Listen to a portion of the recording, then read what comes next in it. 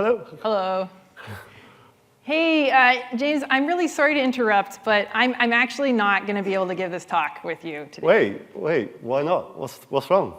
Well, I've been working on this pull request, and I'm having some trouble, and I think I need to skip the talk and work on it. OK, what's the problem with this? Well, so the integration tests are failing, and I thought everything was fine, but the CI isn't working, and I don't know what's going on. OK, can you run it locally? I mean, that's what I thought. So I looked into it. I figured out the end-to-end tests are where the problem is. I found the script that runs the end-to-end tests, and then I ran it, but this started happening. OK, container diff command not found. Looks like you're missing some dependencies there. Right. So I installed container diff. I found some more dependencies I was missing. Then I ran the script again, and this started happening. OK, cat factory production. That kind of looks like you're trying to push to a production Docker registry image.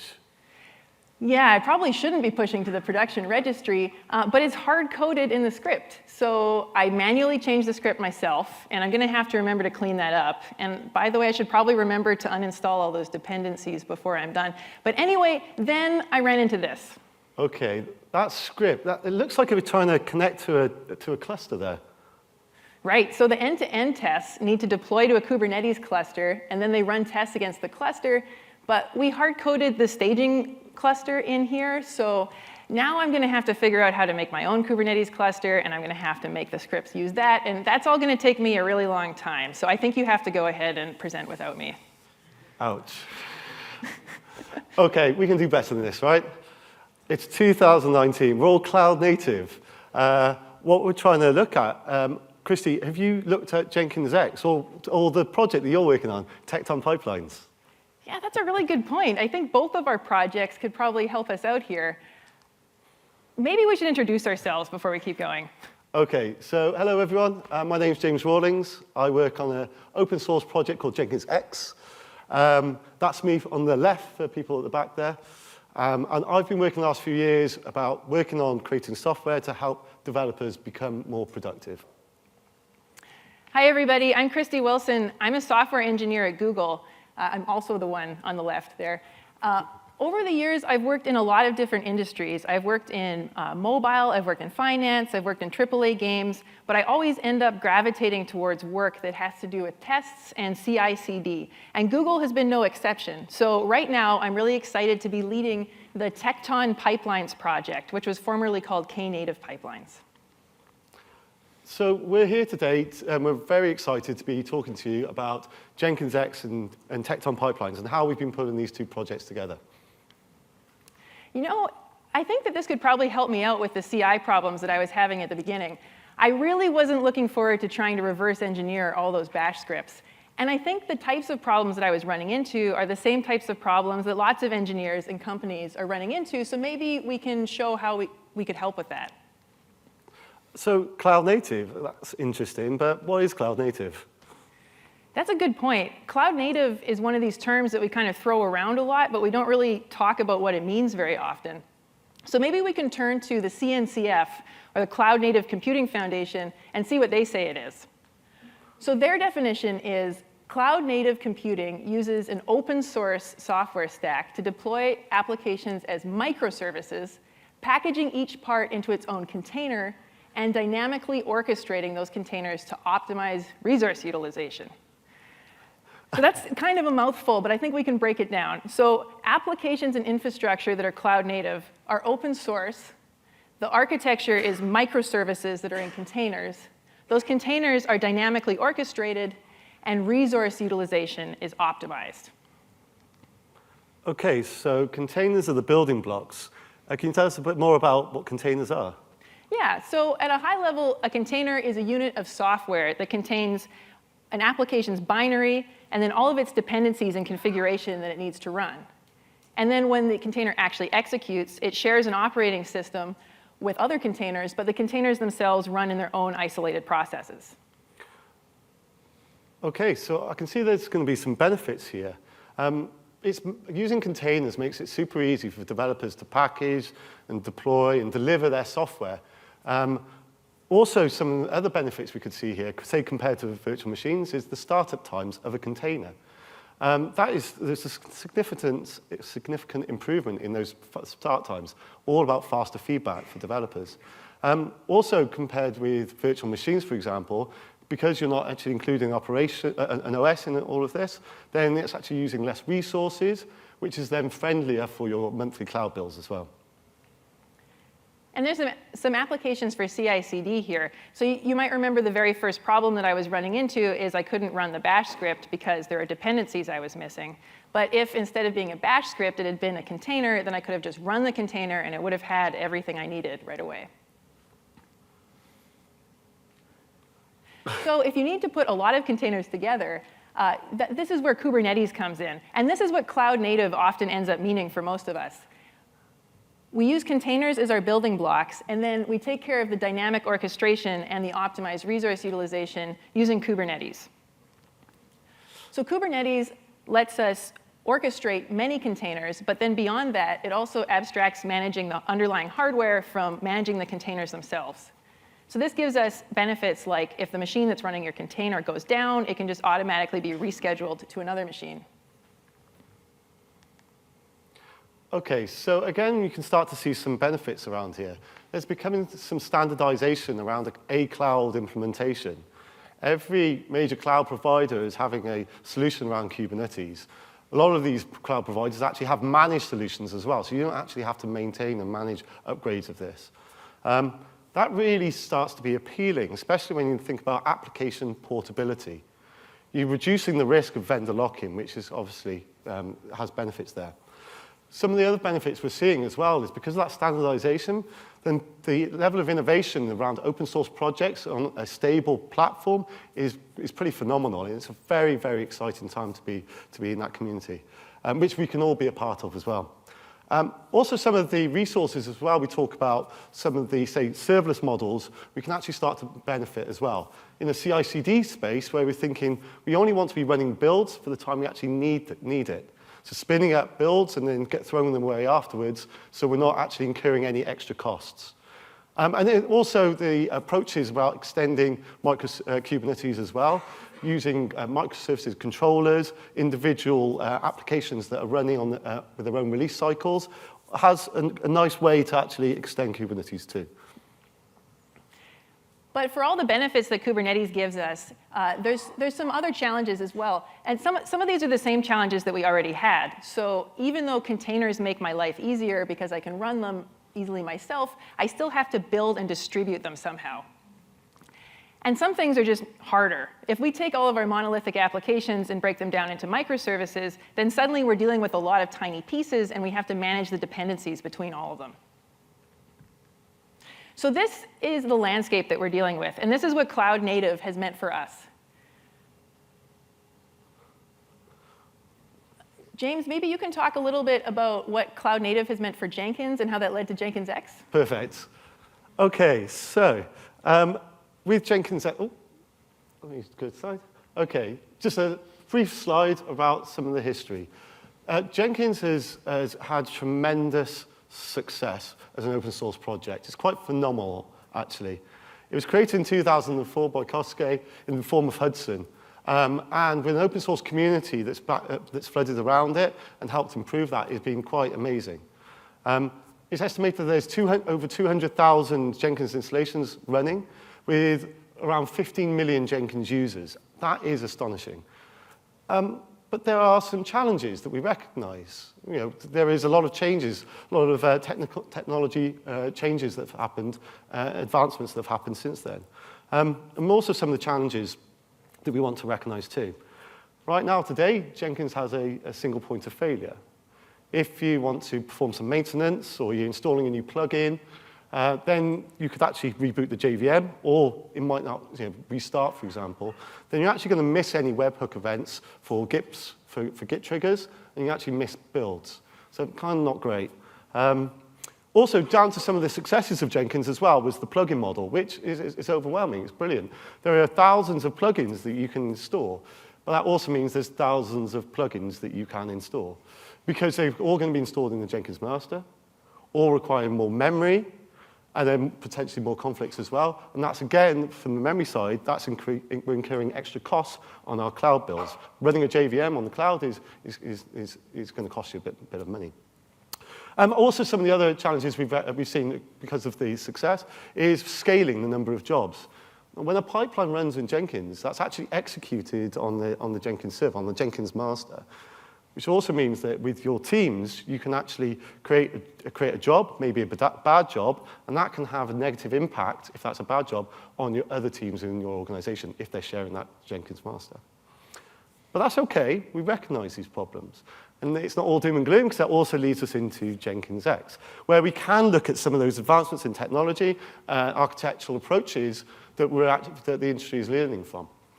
Okay, Jenkins X is building on those successes from Jenkins. It's aiming to create a developer experience for Kubernetes. Now, we recognize Kubernetes is not the easiest thing to get started with, but we want to help developers get onto Kubernetes and start iterating and getting feedback as fast as possible. So Jenkins X is looking to create this developer experience, but it's also, we're not just about for modern cloud-native workloads. One of the misconceptions, I think, when we talk to people is it's just for deploying to Kubernetes. You can actually run your traditional workloads on there as well, but get some of the other benefits that we're actually adding in. With Jenkins X, you can create or import existing applications onto Kubernetes. Using CI/CD, it's actually going to automatically set all of this up for you. We're hopefully going to see a live demo shortly demonstrating this. It's got the notion of environments, and that's really, really key, because before now, we haven't got with our pipelines that we're actually developing, we were deploying out to different services or different cloud providers, but within Kubernetes, we can actually have these environments. Also, preview environments. Now, this kind of blows my mind when we added this in. I'm very excited. We actually use this ourselves. It's the idea to temporarily spin up an environment, deploy a proposed change from a pull request into that, and then actually have that running, and you can actually start collaborating on that. Where it really gets interesting is where James was talking on the earlier session about maybe potentially even some routing, some kind of experimental traffic. But the idea about being able to experiment and rapid feedback on pull request.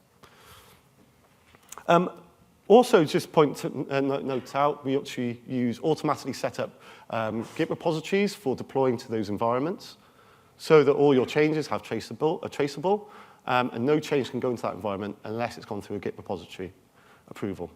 There's a new extensibility model, which we're very, very, very excited about. This allows people to actually add and extend, like in a plug-in way, whether you have commercial open source apps you can actually add in and extend the platform as well. But using kind of these recommended practices around microservices, event-driven architectures, extending Kubernetes using controllers and operators. And then, of course, this last bullet point leads us on very, very nicely. We're hugely excited because we can support pluggable pipeline engines. So static Jenkins servers, maybe one-shot Jenkins. Also now leads nicely to Tecton pipelines, which we're tremendously excited about. So Tecton Pipelines is all about taking the brains of CI/CD and putting it onto Kubernetes and taking advantage of everything that Kubernetes has to offer. So to give you a little bit of history, in early 2018, the Knative build and Knative serving projects were created. So Knative serving was all about an open source Kubernetes-based serverless solution. And in order to take care of the source to deployment piece of that, Knative build was created. But people got really excited about being able to build images on Kubernetes, but they really quickly found that they wanted more. They wanted to do things like run tests before they built the images, and they wanted to plug these things together in more complicated pipelines. So that's where Tecton Pipelines came from, which was previously called Knative Pipelines.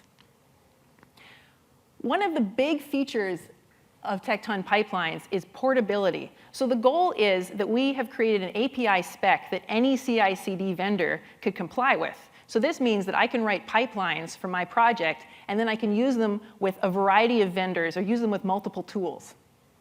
We also want to add types into CI/CD systems, and we want our pipelines to be decoupled. So I can take a pipeline and I can run it against my own infrastructure, or I can take pieces of that pipeline and I can run them on their own.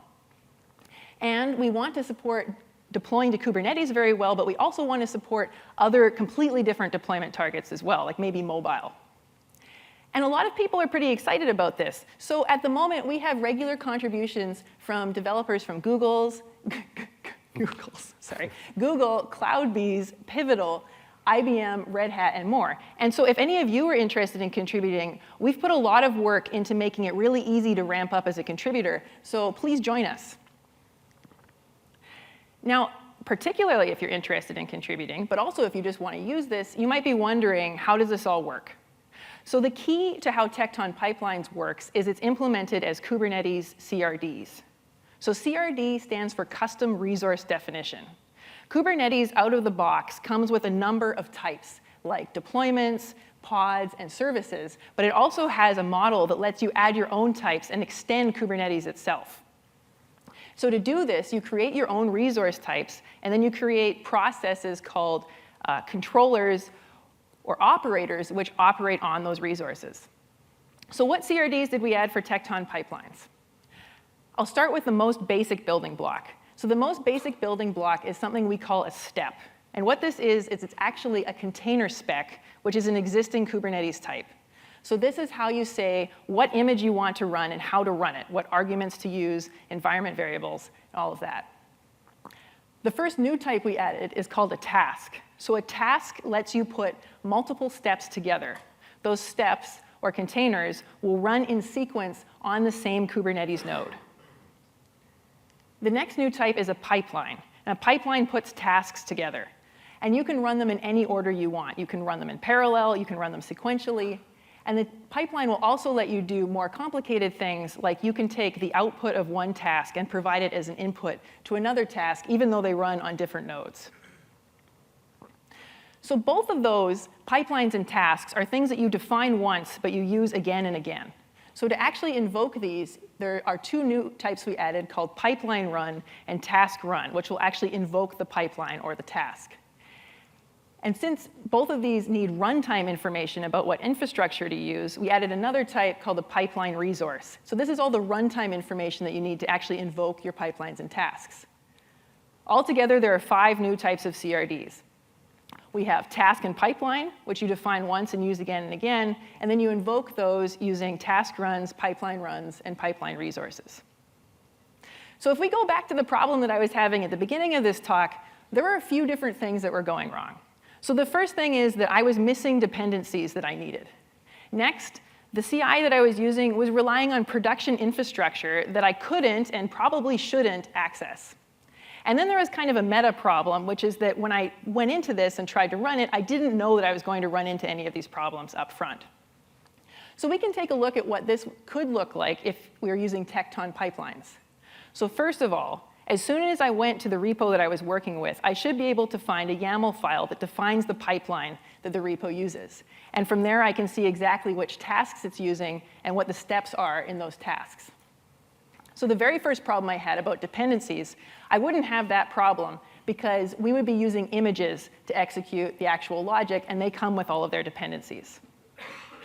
The next problem I was having about the production infrastructure, that is runtime information. So I would be able to provide that with my own pipeline resources. And then the meta problem of not knowing any of this up front, to give you a glimpse of what an actual pipeline definition looks like, the very first thing that the pipeline has is a declaration of all the resources that it needs, the pipeline resources. So I would know right away from looking at this that I'm going to be interacting with a Git repo, that there's going to be an image involved that I'm probably going to be building and pushing, and that there's going to be a Kubernetes cluster that I'm probably going to need to be able to deploy to. So I can get all of that ready and set it up before I even try to run the pipeline. And if you're interested in more examples, we have an examples directory in our repository that has examples of pipelines and tasks. So James, you've been adding support for Tecton Pipelines to Jenkins X. How has that been going? It's going very, very well. So just want to say that this is our own cloud-native journey. It's an ever-evolving journey that we're actually taking part in. We're very open. We want to tell people how we're doing this, ensuring that we are relevant in the cloud, but not just relevant, but also efficient, and we're passing on, and we're using the cloud well. So this is an evolution of CI/CD, leveraging those cloud capabilities. One of the other projects it's worth mentioning is a project called Prow. Prow is many things. To try and sum it up very, very briefly, it's a highly scalable webhook event handler, which you can trigger many other things, which kind of fits into Tecton pipeline, being able to trigger builds. It comes from the Kubernetes ecosystem. It's used on every single Kubernetes repository, and we'll see some of the developer experience that actually becomes very consistent across your repos in the demo. So we've added that in as well. One of the other initiatives we're actually working with on the Jenkins X project is the Next-Gen Pipeline Initiative. Now, this is something that we want to leverage. So all those 50 million Jenkins users, we're very, very aware that we need to be making sure their journey or they are familiar with what we're doing here. So, for example, we have a syntax that we are creating at the moment that matches how people may be using pipelines Jenkins files at the moment now. So it's a YAML-based Jenkins file. There's going to be lots and lots of blogs and demos coming out over the next coming weeks and months, but this is something we're very, very excited to be talking more about. And again, dog fooding. So Jenkins X is actually built using Jenkins X. And just last week, we started moving our pipelines over to be Tecton-based using the next-gen pipeline. We're already having huge benefits. The speed, reliability, and the cost savings involved in this is actually dramatic. But again, we'll have some actual metrics on this very, very soon and then be open with our journey. And with that, I think we're going to try our hand at a live demo. So everyone cross their fingers. Hopefully the conference Wi-Fi holds out. Let's switch gears. We have a Jenkins X installation already run. To interact with Jenkins X, we have a client binary called JX. This is our main interaction with a Jenkins X installation. So I've created a cluster at the moment using, it's going to be a little bit hard for the back, but at the bottom there's a -- Tecton. This is just because it's experimental at the moment, but that'll get merged in to be the main default. We've already created a cluster on GKE. So one of the things we can do is lots of different commands that JX can allow us. Creating clusters, actually getting build logs, creating quick starts, importing applications. There's a huge list, and we have extensive docs on it. I'm just going to use another client, just very quickly to show you. Try and remember how to type with everyone watching me. kubectl get nodes. Right, I don't know if you can see that there. We've got a Kubernetes installation using GKE. I personally I've tried managing Kubernetes clusters myself. Using a managed offering is much more preferable for me. So we've created a 3-node cluster on GKE. What we're going to do, we're going to switch gears, and we're going to create, let me just clear that. We're going to create a new quick start using Jenkins X, and we're going to have that deployed, and we're going to see some of these builds actually running. Fingers crossed, at least. Let's do JX create quick start. Okay. Because we create our quick start, we're actually going to be creating a new Git repository, and we're going to be automating all of the CI/CD set up for this. So I'm going to use my GitHub details. Which organization am I going to actually create this application in or this Git repository in? Remembering this is a CI/CD world for teams. If you're creating a repo in your own organization, it kind of makes it a little bit harder to manage. Using GitHub organizations is much easier. So I'm going to create this into this other GitHub organization, enter a new repository name. So let's go for QCon1. Now we're being asked for which quick start we want to add in. So Jenkins X comes with some defaults. They're really kind of basic. Hands held high, but we're looking for more. Let's see. Yes, I still do have a browser. That's brilliant. You can customize this for yourself, for your own quick starts, for your own teams and organizations. We've just got a bunch of different languages. Today we're going to show you the Node.js one. Let's have a little look at this. You can see it's just real basic. It's got an index HTML and a JavaScript file here. But notice there's no Docker file. There's no pipeline. And there's no packaging in here so that we can actually deploy this on Kubernetes. So let's switch back to our wizard. Let's look for our Node.js. OK, there it is there. Now, do we want to initialize with Git? Yes, we do. Initial import commit, yes. Let's do this. OK, so we just detected that it was JavaScript. It was Node.js, it was JavaScript. And we've now, that worked.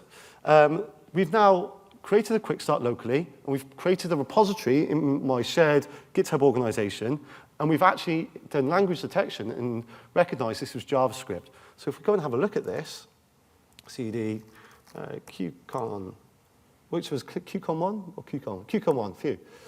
There we go. Let's have a look at what that repo now looks like.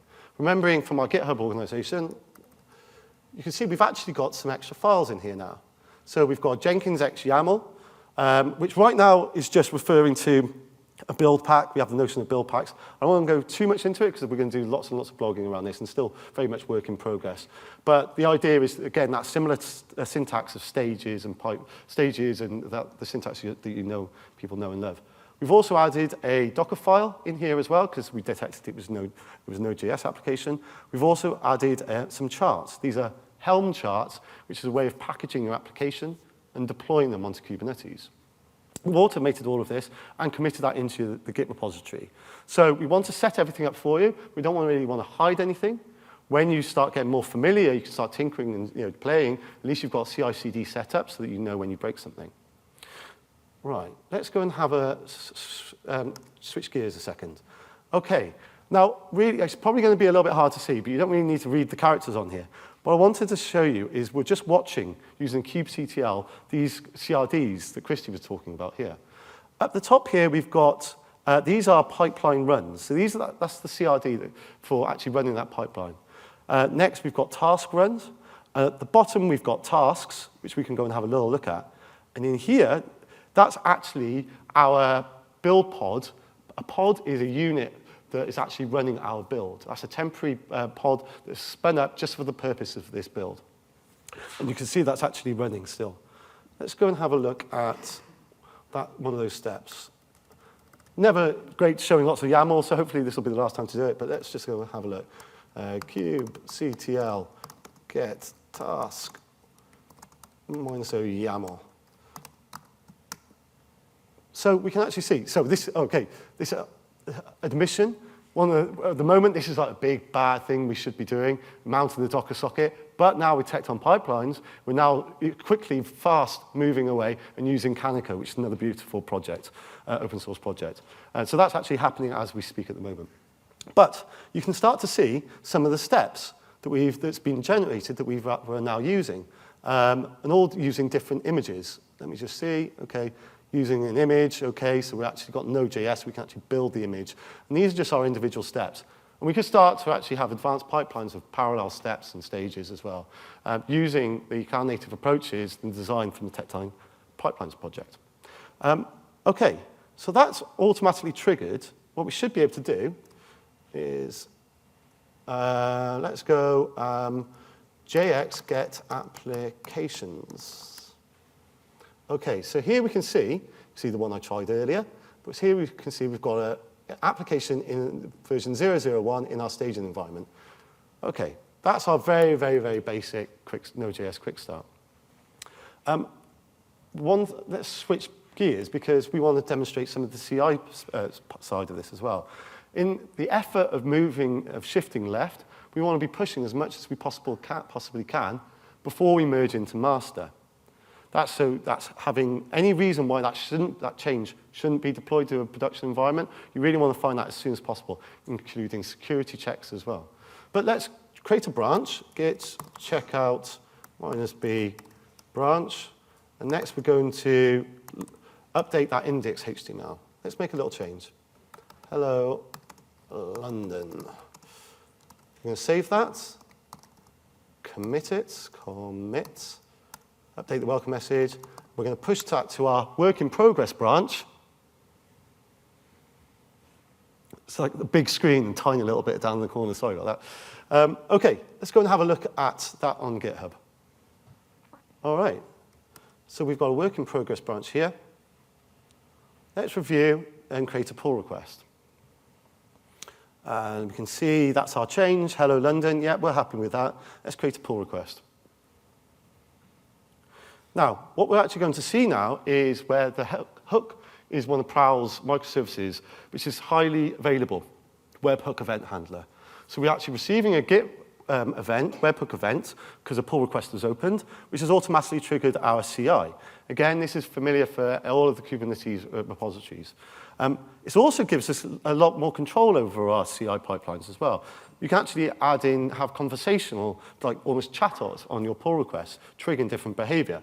For example, Christie, this one might be a nice one for you.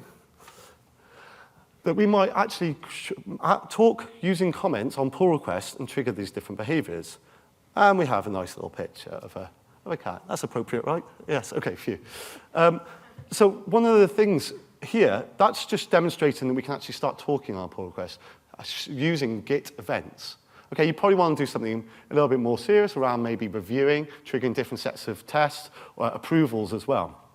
But what you can see is, I'm not sure why my picture's popped up there, but the idea is our CI has run its test.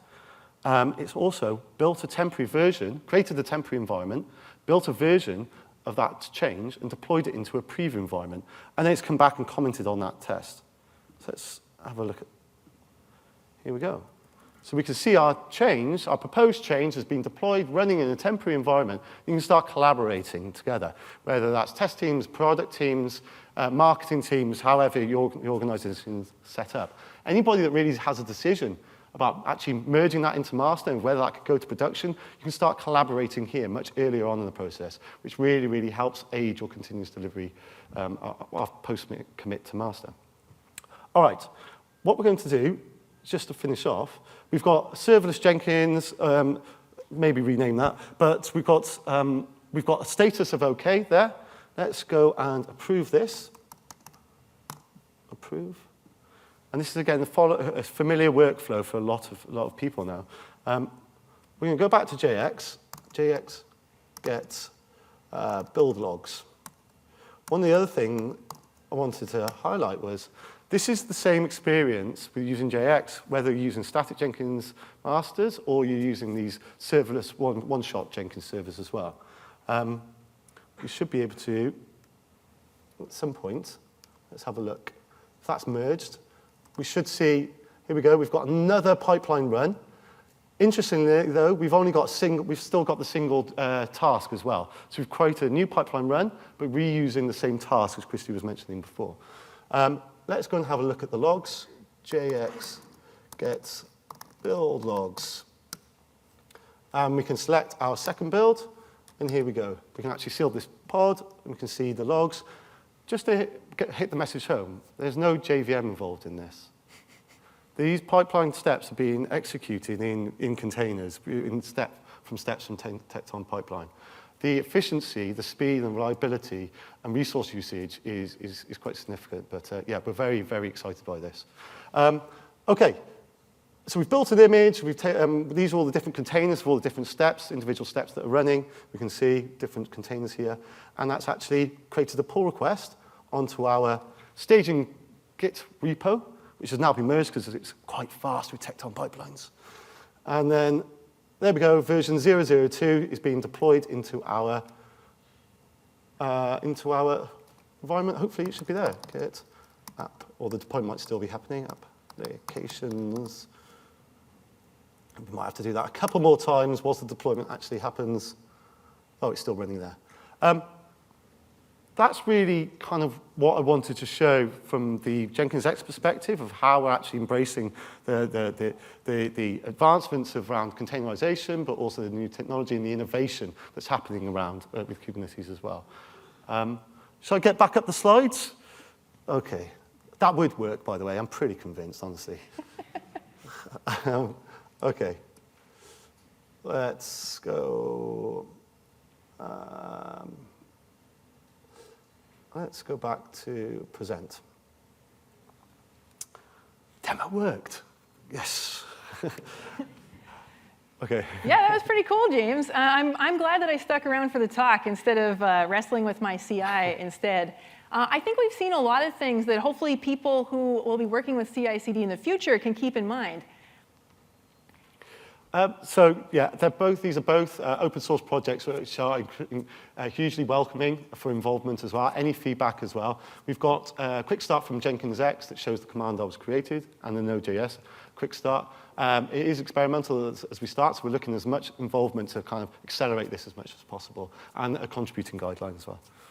And for Tecton Pipelines, we have a quick start tutorial if you'd like to try it out. And also, if you're interested in contributing, please join us. You can take a look at the contributing guide. It'll help you ramp up on the project and also point you at issues that are good for starting out. And it's worth saying that Tecton Pipelines is in really early days, and we're looking for a lot of feedback and use cases from people who are interested in using this so we can add the right features that it needs going forward. This is a really cool time for CI/CD. Cloud-native technology has a lot to offer. We should be able, from this point on, to create really complex pipelines which are reproducible and also show us at a glance what they're up to. And that's it. So thank you very much.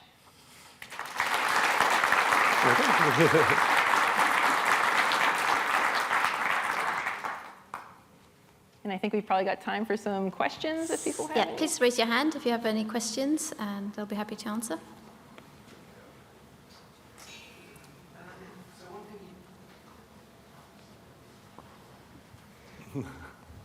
OK, so one thing that was mentioned there was you kind of get more visibility because you've got these resources and they define exactly what tasks you run and all that. So in a traditional Jenkins pipeline, you could, for example, say, well, I've got maybe some shared code or whatever else. Sorry, so what was that last bit? So in a traditional Jenkins pipeline, you can say if you've got, you can see the entire Jenkins file and exactly what's being done in it. Yeah. Or if you've got a shared pipeline, you can see all the different steps and the scripts involved in those. So you've got complete visibility over absolutely everything. With tasks, so you've now hidden the implementation behind that. So you can see what the pipeline does, but then you have to dig down another level to see what each of those tasks do if one of them is doing something that you weren't expecting or it's misbehaving. Is there any way that you can get the visibility back from that kind of situation? So there's probably two sides to this, because there's certainly from a Jenkins point of view where we're making the effort, putting a huge amount of effort around the next-gen pipeline initiative to ensure that same, you can still check in a familiar Jenkins X YAML, which will be familiar to Jenkins pipeline, as you see it's as today, probably more the declarative side of things rather than shared pipelines. And then that translates to these resources. But we can also, for Jenkins X, wants to be supporting more other ways where people are more familiar. So I don't know if they're, so we can, if you have a task in a Git repository, we can still be able to do that as well. So I'm assuming, I don't know if there would be a task in a Git repository from Tecton. Well, one of the goals with Tecton Pipelines is that we want all of the code that's required for running your pipeline to be checked into your repo. So you should be able to see the tasks that the pipeline is referencing inside of the repository. And in order to actually set the whole thing up and run it yourself, you need to be able to apply those tasks to your Kubernetes cluster. So they have to be there. I think it's pretty likely that we'll end up with a library of kind of reusable tasks, but I think the model is most likely going to be that you have to actually copy them into your repo before you can use them, so you should be able to see everything at a glance in one place. One of the things with Jenkins X, there was actually referencing just a build pack, because there is a maintenance overhead if you've got it. What we found ourselves on our own project, we had on a previous project I worked on called Fabricate, I think we had like 200-300 repos in the Git organization. We had to change one of those Jenkins files. It was like, no. So there's an element of trying to, where that shared pipeline library comes in, but then that's hard to manage and maintain and test. So there's an approach around build packs that we're using in Jenkins X. You can still base your organization or your team's base, but then you can override elements as well. And that's maybe something we could bounce the two projects' ideas around and see if we can iterate on that.